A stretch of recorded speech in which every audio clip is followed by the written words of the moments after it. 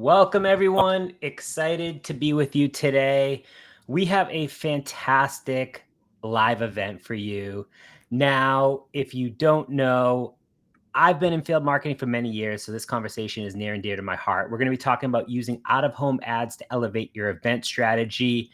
Now, a little bit of housekeeping. There is a chat on the right-hand side of your screen. Feel free to throw in questions in there, say where you're from, show some love to Kimmy and Greg and whoever else wants to join us. We are going to be recording this, so the recording will be sent out after, so nothing to stress about there. And we try to make these quick. This is only about a 30-minute webinar. I'm very conscious of your time. You could have spent it anywhere. You're spending it with us, so we're incredibly grateful. So with that, before we introduce our incredible speakers today, I'm going to give a little context framing about what this live event is going to be about. Now, again, as someone that's spent years in field marketing, I know how tough it is to stand out at events. I've done probably about 2,000 plus events over these last 14 years. These last couple of years, budgets are tighter. Competition for attention is higher than ever, and it's not just enough to show up anymore with a booth. For those that know me, know I'm very much against a booth-only activation, and I think that's where out-of-home comes in. It gives you a way to extend your presence before, during, and after the event, so you're not only reaching the people inside the venue, but also the decision makers around it. If you do this right, out-of-home turns your event spend into something much bigger. And that's why I think it matters more than ever right now. So if you're listening to this, whether you're listening live, whether you're listening to the recording of it, please know we're here to help you. We want to make this educational. We want you to walk away with something at the end of the day. So with that, I'm going to turn it over to Kimmy to introduce herself, and then we'll keep things moving.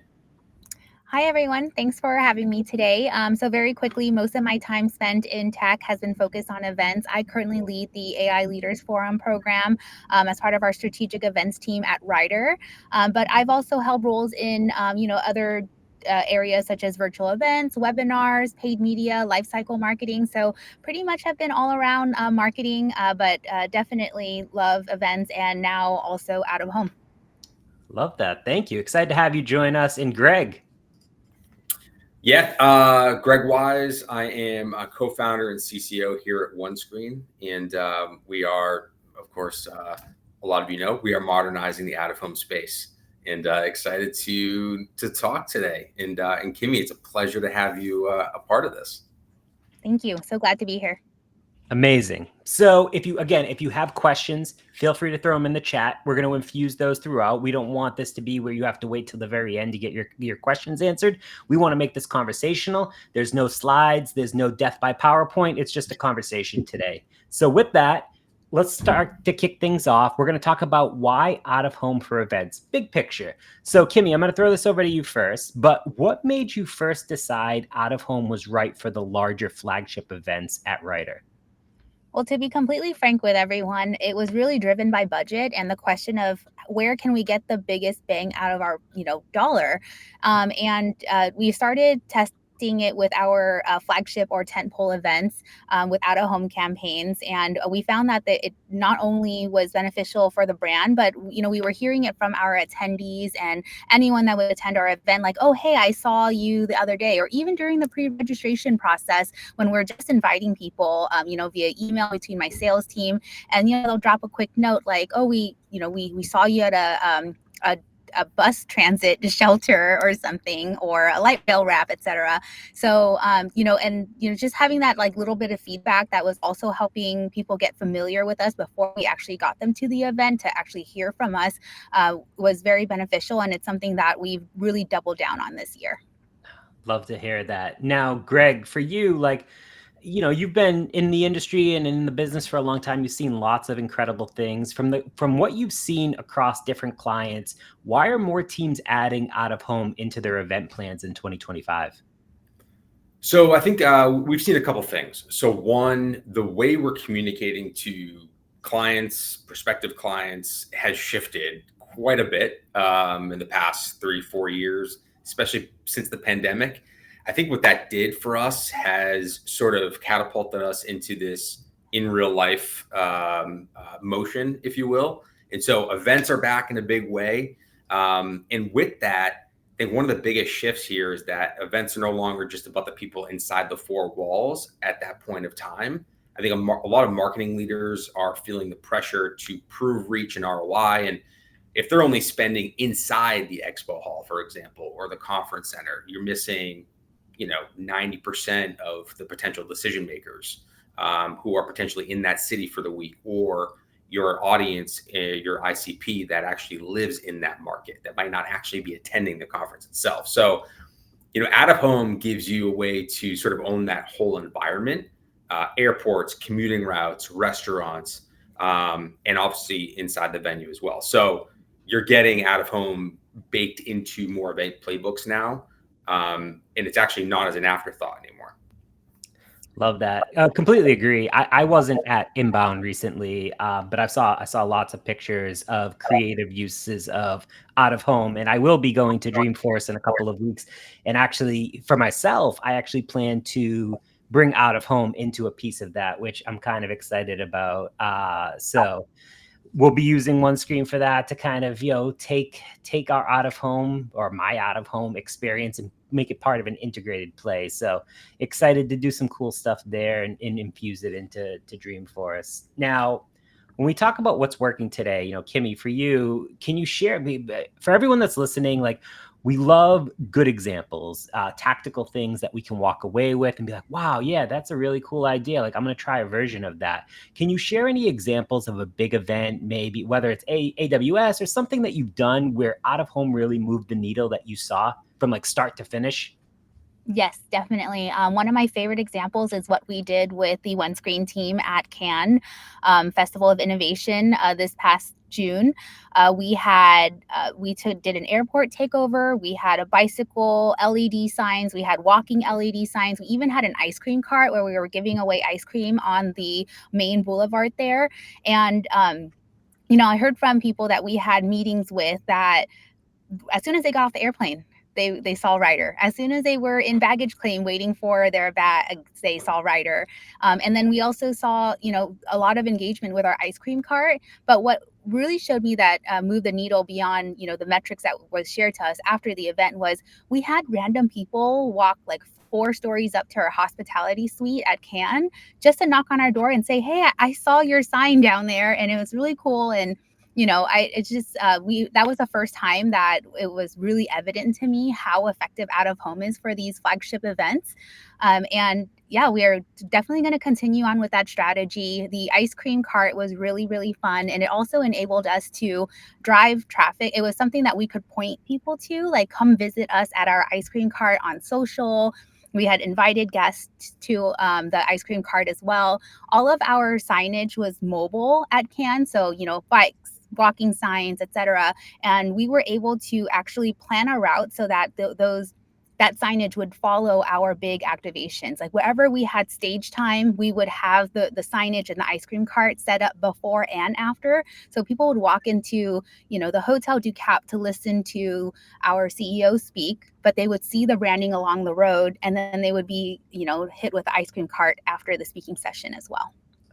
Such a cool idea. Like, I love that. Like, I mean, just you talking about that just gave me so many ideas in my mind. I was like, wow, like that's like something that like I could actually like see and like resonates, I think, with a lot of people. Now, Greg, for you, like, again, like, running a company like this and seeing a lot of things, why do you think this all worked? Like, like, not only why do you think this worked, but where else are you seeing it resonate from your own experience?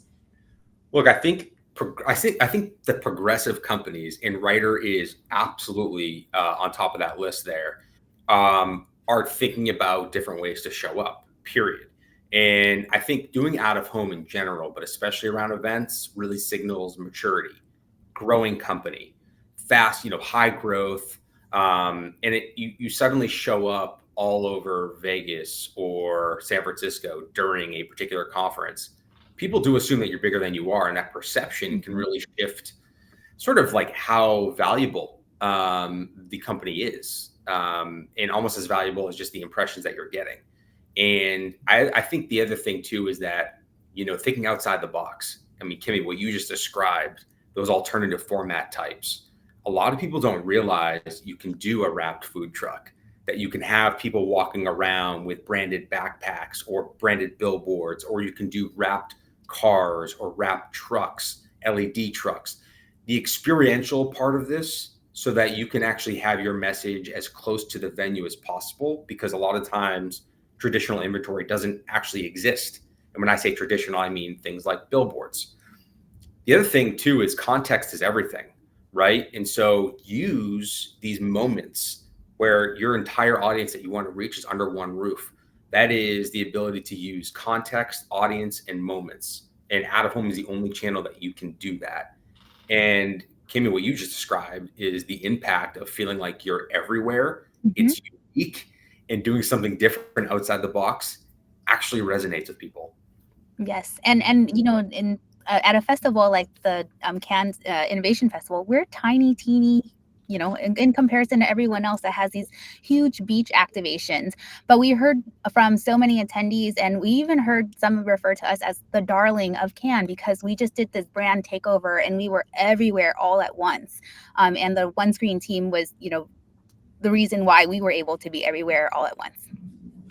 Love that. Now, quick follow-up question to you both. I don't know who wants to tackle this first, but we talked a lot about the other activations that you can do just around the conference in general. But say you're going all in on like a booth activation. That's just going to be a big part of what you want to do. How can teams use out of home to drive booth traffic versus just brand awareness? Like, have you seen anything? Maybe Kimmy, you can kick things off, and then Greg, you could share what you've seen as well.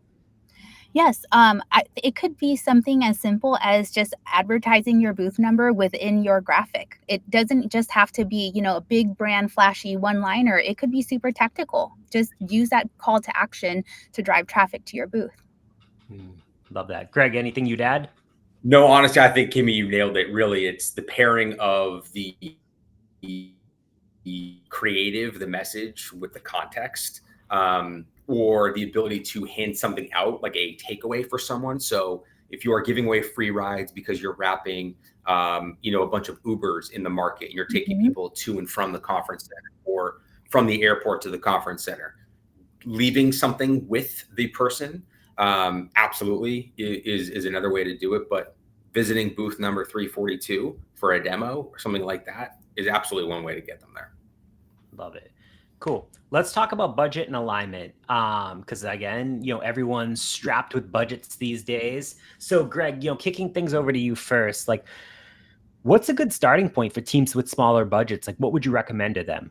And maybe define smaller budget, because that could, again, vary. I don't know if you've seen like, hey, this is like an average starting point, or.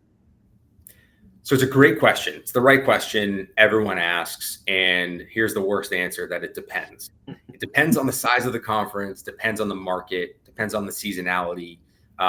With out of home, given that it's, there's a finite amount of inventory, those factors do play, or do come into play. With that said, this does not have to be a giant line item on the budget, right? You can do an effective conference or event strategy for 20 to 30K. In a big market like San Francisco, or a competitive conference like Dreamforce or Inbound, you're probably going to want that to be your 2 or 3x, just so you can actually make an impact, and kind of avoid being sort of overlooked by other folks in the market, maybe trying to do other similar things. But it does not have to be a huge line item. And if you think about the expense to have a booth, or to exhibit, or just to even travel and go, usually this is a kind of minor line item that most teams are pretty happy with. Yeah, makes sense to me. Now, Kimmy, for you, like, even though you focus on more of like the flagship events, like, how do you make the internal case around alignment for, field, brand, and demand around out of home? Like, how do you pitch that internally to those stakeholders? Yes. Well, although all those teams are different teams, we work very closely together and we stay aligned on our initiatives. And, we all have the company live and die KPI of, pipeline. So, we look at everyone's calendars, initiatives, and we see where there's overlap and where we can get more bang out of our investment. So one example is Dreamforce. Dreamforce is coming up. It's in mid-October. We also have our flagship conference, AI Leaders Forum, at the beginning of November. Fortunately, they're both in the same city. So it's able to work with a one-screen team to get a campaign that would actually overlap both events. So what I would have normally had to split into two different investments, two business cases, actually became one. And it was really easy for the leadership team to approve because they're two very important events to us. And we were able to basically get a 2-for-1 because the campaign dates overlapped. And the events are 2 weeks apart. We just did a longer month-long campaign with some elements specifically to Dreamforce, but the overall campaign actually encompasses both. Yeah, I love that. That's fantastic. I mean, alignment is so important, but I think there's a piece here that, I mean, I've witnessed it. It's around the mistakes. And so, Kimmy, I'll start with you first, but what's the big, if you had to give one piece of advice to everyone that's listening, what's the biggest mistake you see when teams are adding out of home into their event strategy? I think the biggest mistake is purely aligning it as a brand initiative, because it's so much more than that. As Greg and I both discussed on this call, there's a lot more impact than you can get out of home than just a big flashy graphic. Yep, 100% agree with you there. Greg, what about you? What would you say the biggest mistake is? Thinking that you have to bite off more than you can chew. So I sort of said it before, but don't have to go huge. You do not have to take over an entire market. Doing out of home for a lot of folks can be overwhelming. Be targeted, right? Be thoughtful. And again, and Kimmy, appreciate obviously all the kind words with one screen, but it is one thing that we take very seriously is, can you be targeted using those funds and being the best stewards of the investment, and identifying what those major roadways are, identifying the offsite events, identifying what hotels are participating in the conference, doing in-hotel advertising, being very surgical. And that can also lower costs, right? The whole idea is to do this in a very impactful but efficient way. So not biting off too much, right? You don't have to. Great. I agree, because I mean, I've started, I've used out of home now for years at various companies. And so again, I've never had huge budgets, but I've started small, bit off small parts, understood what works, what doesn't work, how can I tweak it, how can I refine it, how can I test and measure. So 100% agree, which brings us to our next section, which is all about measuring success. So Kimmy, throwing over to you first, when you invest, and I'm sure you've invested serious amounts of dollars in some of these big shows around out of home, how do you know it worked? What do you measure? Well, share of voice is a very, top line measurement for us. And OneScreen is very good at sharing those in our post-event wrap-ups, post-campaign summaries. And we also take the feedback that we hear from our attendees and the people that we engage with. Social media is a very big indicator if out of home worked for us, because we'll often see it out in the world beyond, that physical installment out in the world. And I'll use Cannes as an example. With the ice cream cart, we knew exactly how much ice cream we came to the event with and how many cups we had. So at the end of the day, we knew we gave away 900 cups, 900 touch points.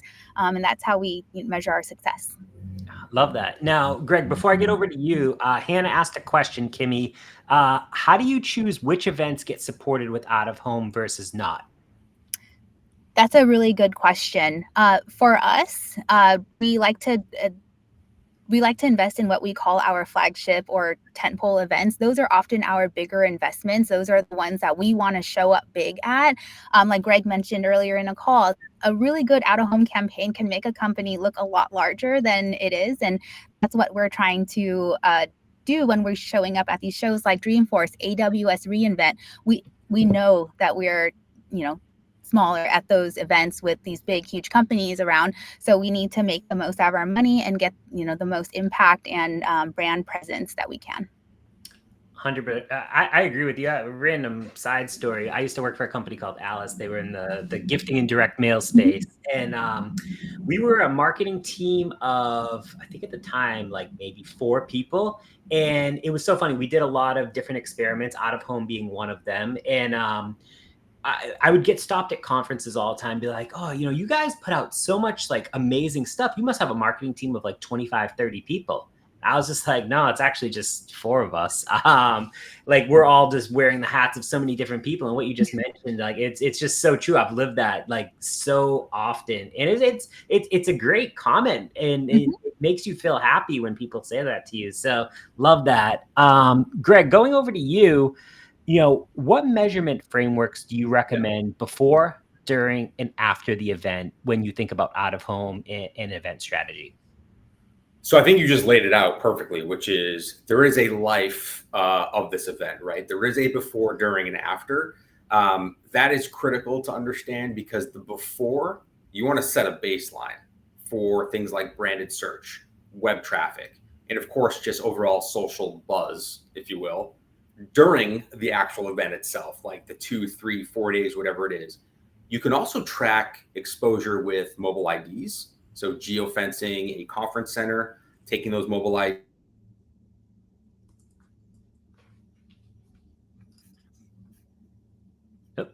Looks like Greg cut out for a second, so it's all right. We'll keep things moving. I'm sure Greg will be here. Greg will be back in a second. Kimmy, while we're waiting for Greg, I'll throw it back over to you. A lot of CMOs, maybe VPs of marketing, they're skeptical around out of home ROI. They might think of it more of a brand play. Like if you had to prove out of home ROI to a skeptical CMO, what would you highlight? Well, I think the FOMO thing that works on our targets and prospects also works internally. So I would definitely point to what our competitors are doing and what we're not doing, how they're showing up, how we're not showing up, and also highlight the business impacts. But I think FOMO works for everyone. Yeah, agree with you there. Looks like Greg is still frozen. Nope, now Greg's gone. All good. Well, we'll continue on. Yeah, I think the FOMO thing is interesting. I learned this lesson probably 5, 6 years ago. Like 80% of my marketing budget, and again, as someone that came up and failed in event marketing, ABM for many, many years, like 80% of my budget was for revenue-based kind of activities. 20% of that was for experimental. Like, what can I do? And maybe it's not going to drive direct impact revenue. Maybe it's going to influence along the journey, but it was for 20% of things that I could just try, out of home, maybe being one of them as like a pilot or something like that. But having that mindset, I feel like made a huge difference for me over the years as well. Yes, you have to test and learn. And if you don't fail once in a while, then you're not doing enough to push the envelope. Exactly, 100%. So we've got a couple minutes left. I want to kind of do something around, I call it like a rapid fire tip. And so basically, Kimmy, if you had to think about one way to stretch out of home impact pre-event, what would you give as a tip to someone? I think for me, it'll be related. This is related to the activation, similar to like an ice cream cart or a food truck. It's like invite your people. Maybe even schedule meetings at that, your branded food truck, and grab a coffee, take a walk with your targets. But I think that is definitely a good way to stretch out of home impact and make sure that you get eyeballs on it, aside from, everyone walking by.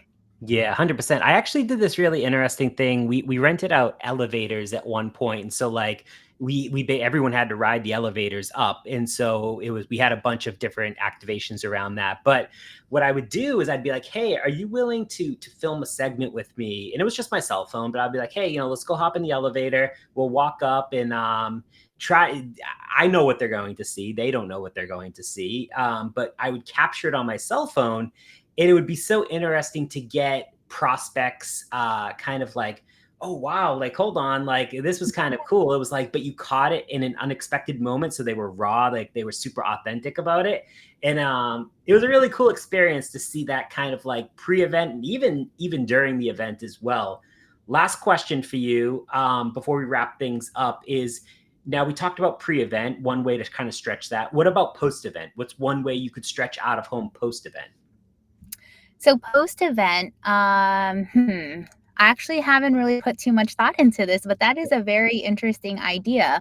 I think if I were to do it for any of my upcoming campaigns now, one, I would make sure that the campaign would go beyond that event. Like it doesn't just go away the day after, but the campaign is extended, 1 to 2 weeks beyond, and make sure that it's in the location where my target prospects and attendees are, to really surround them so that they saw us pre-event, they engaged with us during the event, and now they're surrounded by our brand after our event.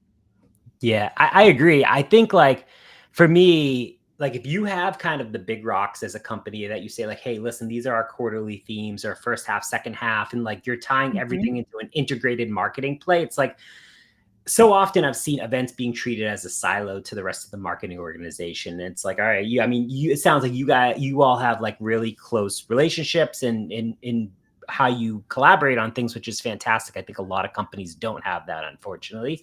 But like for me, it's like, all right, great. So events are an integrated piece into the rest of what marketing is doing. And it's kind of cascading down from like a business objective standpoint. It's like, now how can I tie out of home, like you said, beyond the event, whether it's a couple weeks, couple months, like I think there's so much more that you can do to continue building off of that momentum that you created both pre and during the event, and just tie it back into maybe there's additional content, maybe there's more, digital plays, maybe it's tying into the ABM side of it or customer marketing for expansion and renewals or whatever it is. Like, I think there's a lot that you can do post event to kind of keep that going. And I think it's a piece that's sometimes like, I don't want to say like undervalued, but maybe underutilized is a better word there. But it's something I've been thinking about a lot recently. So Agreed. And with how long sales cycles are nowadays, you're going to want that exposure beyond the event, that one touch point, and just keep the campaign going. Exactly. And Greg is back. Well, welcome back, Greg. Excited to see you. Good to be back. These are the problems when you're traveling. Apologies, ladies and gentlemen. No worries. I have one final question for you, Greg. We were just talking about kind of like rapid fire tips. So like one way to stretch out of home impact pre-event, and then one way to stretch out of home impact post-event. So not sure if you heard any of it. If not, it's okay. But if you had to kind of give to everyone that's listening, like one piece of advice around just integrating out of home into their event strategy that takes you from pre to post, like what would you say to people? So some of this will depend on if this is a geographic area of focus for the team, for the company. Let's just take San Francisco as an example. If it's Dreamforce or inbound, the before, during, and after is a huge piece of this. It also needs to incorporate your sales team, right? So there might be two objectives. I'll give you an example. Two objectives for Dreamforce. San Francisco might be a hot market. You might have a lot of target accounts there. You also want to be inviting your target accounts and folks there to go to see you at the conference if they're going. But you do want to have your sales team in line with the marketing folks. Marketing is providing that air cover. You want your sales team reaching out to those folks before the event, of course, during the event, but definitely post, right? That's how you really sort of elongate that presence in the market, right? It's those two anchor points, before and after. The after is critical. That is, you're not done, right? Sales and marketing, it still has to be streaming in the same direction in order to maximize the full impact from that event. And there's other ways to do that. You could also leverage things like out of home in market to warm up the market. You can also continue to do out of home post event, right? To continue with that halo effect and still have that presence. So really thinking about overall goals for the company and what markets are most important. Love that. Fantastic. I know we're up on time. I think we kind of got through everything that we wanted to. It doesn't look like there's any questions, but if I had to recap the top three key takeaways, we talked about when out of home makes sense, big bets versus smaller plays everywhere in between. We talked about how to scale impact before and after the show. We talked about how to measure improve ROI, especially when there's skeptical marketing leaders or executive leaders around there. So I want to give a big thank you to Kimmy. I want to give a big thank you to Greg. you both were fantastic. I learned a ton. There's things that I am going to take back and actually try to implement myself. So thank you for that. For everyone that's listening, we will be sharing out the link. Feel free to take that out. And again, you could have spent your time anywhere. We're incredibly grateful you spent it with us, and we encourage you to test out of home. Doesn't have to be anything crazy, but test out of home in your next event cycle, and hopefully you come away with some key learnings as well. But with that, have a great rest of your day, and we will catch you at the next event. Have a good one, everyone. Bye-bye.